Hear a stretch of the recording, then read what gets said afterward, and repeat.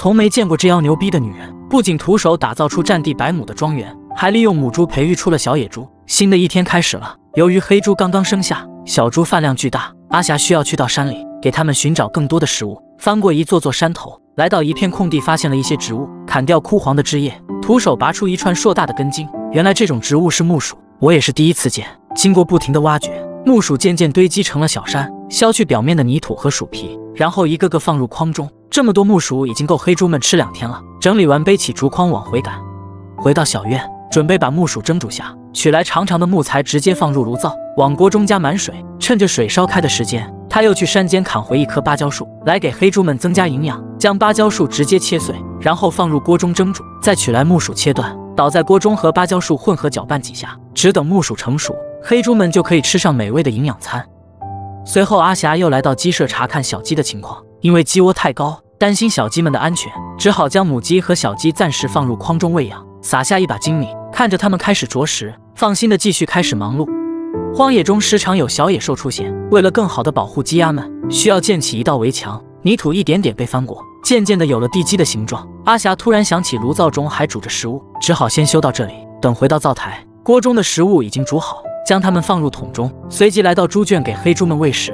黑猪们都饿坏了，趴在食槽头也不回地吃起了食物。吃饱的小猪们在院中开始嬉戏玩耍，鸭子们也迎来了自己的食物。随着一把把精米撒下，开始争抢。吃饱了的鸭子们被赶到山间遛弯，阿霞则开始采集青草，她要把这鲜嫩的青草带回去给小兔子。采集足够多，便来到兔窝，一点点喂给兔子们吃。看着兔子们的小嘴巴开始不停地蠕动，转身刚要离开，却看到兔窝的花草有点干枯，随即取来喷壶给它们补上一点清水，好让它们长得更加翠绿鲜艳。然后便去山间寻找合适的木材，好给水管制作个水槽。终于寻到一块大木头，阿霞便直接劈砍起来，直到削剪成方形，将方木拖拽回家，然后继续雕琢。经过2个小时的忙碌，水槽制作好了，放到水管下试试，完美。这就是阿霞平凡且充实的荒野生活。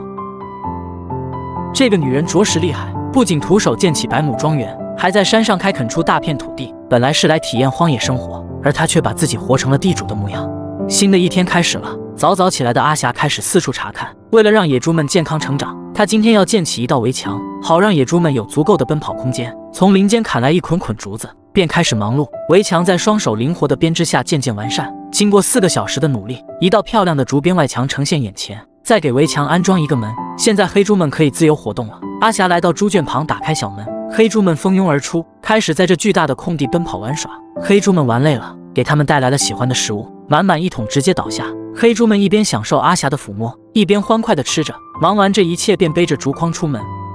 从外面带回一筐可爱的小鸭子，由于小鸭子还比较稚嫩，不能和大鸭子同食，所以被安排在了一个独立的鸭舍，细心给它们准备了特殊食物。喂完小鸭子，给鸡鸭们又带来了惊喜。鸡鸭们开始争抢，食槽都被它们打翻。给黑猪们再补上一点食物，便带着青草来到兔窝。小兔子们不光爱吃尖叶草，原来原野草也这么爱吃。小动物们都吃上了食物，阿霞也开始为自己的荒野生活考虑。她要在这山间开垦土地，种植自己喜欢的食物。来到一片平整的山地，准备在这里开垦出100亩良田。先清理掉地面的杂草，然后准备翻地，松软的土地才会让作物茁壮成长。想到这么大面积要徒手翻完，不知道要等到猴年马月，他需要一副耕犁，只好先回家，等制作完耕犁继续开垦土地。别人荒野3天饿9顿，而这个女人却已经开垦出100亩良田。她不仅徒手制作出传说中的轩辕犁，还打造了平整土地的工具。新的一天开始了，阿霞来到林间采集木材，因为她需要制作开垦土地的工具。随着一阵阵砍伐声响起，她采集到一根弯曲的木材，这就是她制作轩辕犁的材料。回到小院便开始切削。传说轩辕犁是轩辕皇帝发明，那弯曲的犁缘就是它的巧妙所在，特点轻巧方便，可深可浅，非常适合开垦山地。渐渐地制作完了所有结构，现在只需打孔组装即可完成。随着阿霞一步步安装固定，慢慢地显露出形状，原来是直缘犁。它对于平整的山地那也是相当好用。固定上锋利的犁头，取出一根木材，在上面凿出一个个小孔，这又是在制作什么呢？然后又削剪出一根根细小的木棍，一个个安插固定到木材上。渐渐的有了答案，原来这就是平整土地的耙犁。随着犁架的安装完成，一架完美的耙犁展现眼前。有了开垦土地的工具，当然还得有拉动工具的劳力。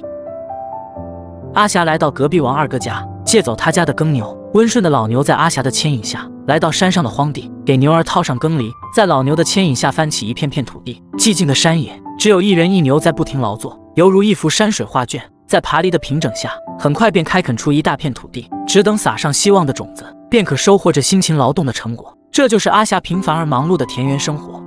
女人一旦认真起来有多可怕？不花一分钱，过上了自己梦想的山野田园生活。新的一天开始了，阿霞刚刚起来，站在阳台上呼吸着山野的清新空气。又是一个美好的早上，野花都已绽放，也是时候为自己准备食物了。来到水池旁，接上一锅冰凉的山泉水，用手慢慢揉搓大米，直到淘洗干净。随着那乳白色的淘米水缓缓流下，顺着楼梯来到了厨房，开始做早饭。在炉火的炙烤下，锅中的米饭开始翻滚，取出锅铲，轻轻地搅动，等水分煮干，锅中的饭已经好了。阿霞抽走多余的木柴，单手挑起锅巴将锅取下，然后又取来一个大肉串，摊平炉火，将肉串放到炉灶上烧烤。在炉火的加持下，肉的香味已经飘满房间。取出新鲜的芭蕉叶，将米饭放在上面，一碗不够就再来一碗，用芭蕉叶包裹岩石作为午餐。准备好午饭，阿霞又带着鸡食来到院中，随着一声声的呼唤，鸡仔们跟随着主人回到鸡舍，将食物一把把撒下。鸡儿们纷纷开始争抢，小鸭子们却还在树下玩耍。打开鸭舍，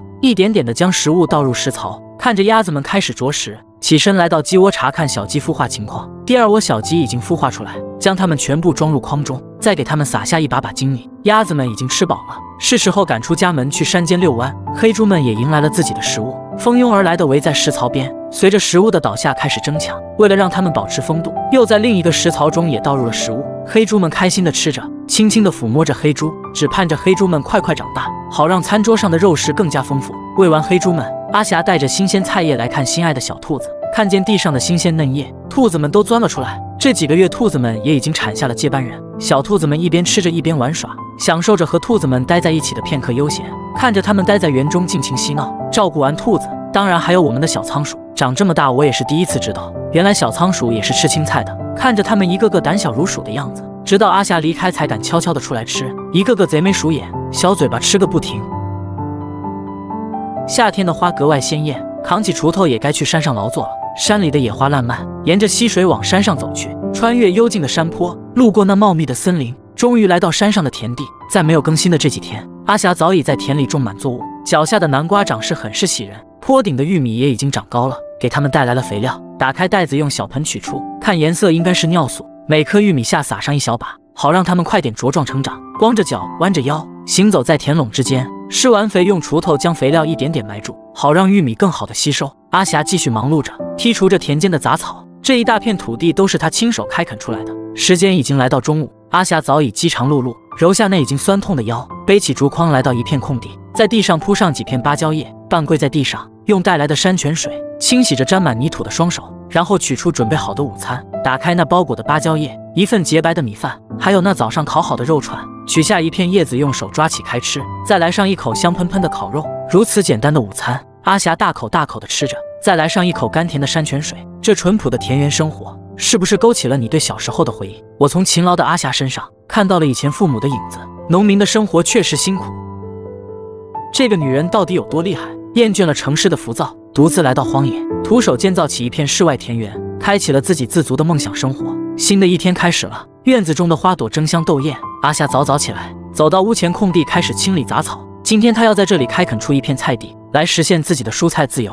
随着时间的推移，地面的杂草已经被清理得差不多了，一块巨大的场地展露眼前，鸡仔们在上面悠闲地觅食。阿霞拿起锄头开始翻整土地，随着土地一点点翻起，地下的小虫子也被带了出来。鸡仔们围在阿霞身边不停地翻找，有的泥土已经板结，需要用锄头一点点敲碎，这样才更有利于蔬菜生长。土地渐渐翻整好了，从山间砍回一捆捆木棍，削尖的木棍直接插入土中，将木棍整齐排列围绕菜地一圈。这是做什么呢？当然是给菜地圈起围挡，不然这群调皮捣蛋的鸡仔有你好看，长出的菜苗肯定会遭殃。固定完木棍，阿霞又取来一捆窗纱，这可是围挡最好的材料，既经济又实惠，也方便安装。打开窗纱，开始围着菜地拉扯。这巨大的场地绕上一圈还是有点吃力，在阿霞的不懈努力下，窗纱终于完成合围。然后将窗纱一点点固定到木棍之上。天气已经开始炎热了，擦拭额头的汗水，还是决定戴上遮阳帽比较好。随着双手不停交叉固定，这片巨大的场地终于被围起。时间已经来到正午，是时候吃饭休息一下了。转眼阿霞采购蔬菜的种子和幼苗回来了，在土地上划出一道道沟壑，将种子直接撒下，接着徒手挖起泥土，将一颗颗幼苗埋入土中，又继续在地上划出沟壑。这块土地决定种植甘蔗，一根根直接平放沟中，填平泥土。原来甘蔗是这么种植的，我也第一次见到。相信过上几个月就可以品尝到新鲜的甘蔗了。剩下的是土豆，直接将它们埋入土中，只待这些蔬菜快快长大，餐桌上的食物就会更加丰富。这才是田园生活的天花板，不仅有幽静的山谷，还有茂盛的丛林。院中鸡鸭成群，圈中肥猪满圈。凭借勤劳的双手，山上还种满百亩作物。又是一个美好的早晨，阿霞提着食物准备给鸡鸭们喂食。经过几个月的发展，小鸡小鸭们已经繁殖成一个大家庭。将精米一把把撒下，看着它们开始争抢，甚是欣慰。随后提着准备好的猪食来到猪圈，直接将食物倒入食槽，猪们开始哄抢。经过几个月的生长，一个个身宽体胖，饭量巨大。担心它们吃不饱，又提来了一桶食物。看着它们不再哄抢，渐渐离开。忙完院子的事情，便扛起锄头出门。他要去山上看看种植的作物。山间不知名的野果晶莹剔透，清澈的溪水哗哗流淌。穿越那幽静的山谷，路过那茂密的丛林，终于来到山间的田地。天气有点闷热，坐在锄头上查看着花生的长势。这片花生地的杂草太多了，拿起锄头开始清理杂草。只有清理干净，花生才能更好的吸收营养。一点点的剔除，等完事之后还要全部捡拾干净，防止它们下雨满血复活。